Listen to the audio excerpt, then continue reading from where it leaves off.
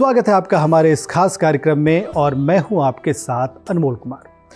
फाल्गुन का महीना आते ही होली और रंगों का खुमार सभी के मन को अपनी ओर आकर्षित करने लगता है। क्या कभी आपने सोचा है कि होली, जिसे रंगों के त्यौहार के रूप में जाना जाता है, इसमें रंगों के साथ खेलने की प्रथा कहां से शुरू हुई? पूरे भारत में कहां की होली खास है, जहां दुनिया भर से इसे देखने सैलानी पहुंचते हैं?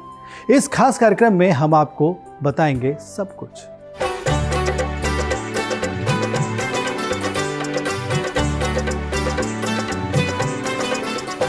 हमारे देश का विशिष्ट सांस्कृतिक और आध्यात्मिक त्योहार है होली। इस त्योहार का नाम आते ही मन रंगों की बौछार के आनंद से भर जाता है।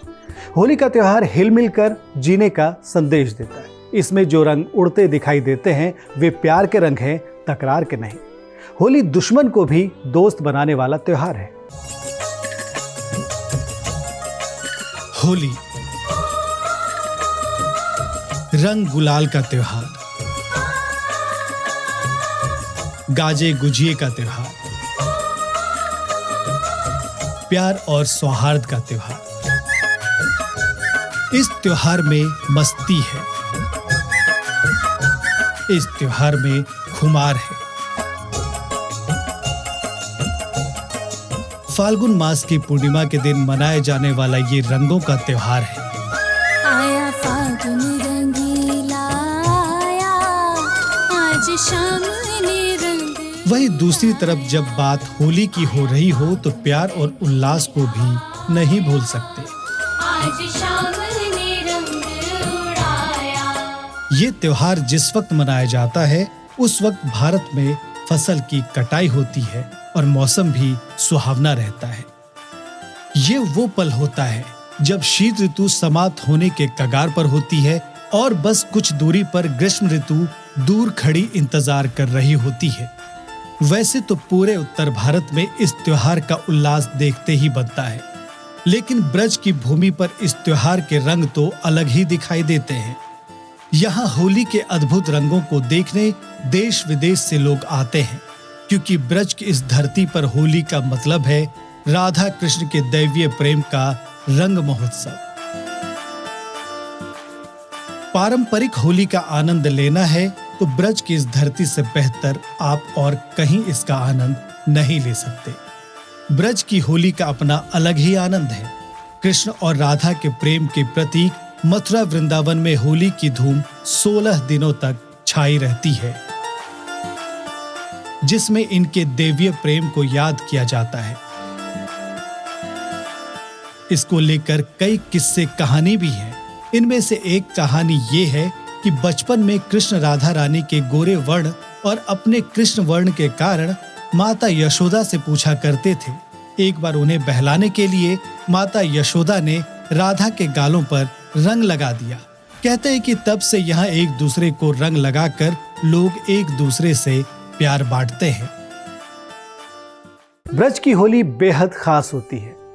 जमाना बेशक बदल गया है, लेकिन ब्रज की गलियों में वो पारंपरिक होली आज भी जिंदा है। बात लड्डू होली की हो या लठमार होली की, इन परंपराओं की ख्याति सिर्फ हिंदुस्तान ही नहीं बल्कि विदेशों में भी है। लाल रंग डार्यो गुलाबी मिलई के, लाल रंग डार्यो गुलाबी मिलई के। अरे लाल बात होली की हो रही हो और ब्रज की चर्चा ना हो, ऐसा तो हो नहीं सकता, क्योंकि इस त्योहार का नाम लेते ही जहन में ब्रज जरूर चलने लगता है।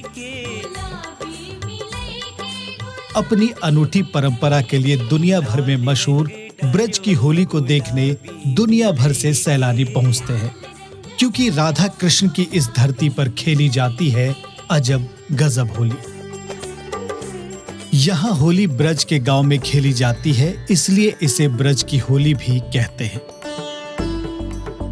जो यहाँ बसंत पंचमी के दिन से ही शुरू हो जाती है और होली के अंतिम दिन से 2-3 दिन बाद तक चलती है, क्योंकि यहाँ होली को लेकर अपनी कुछ अलग परंपराएं हैं।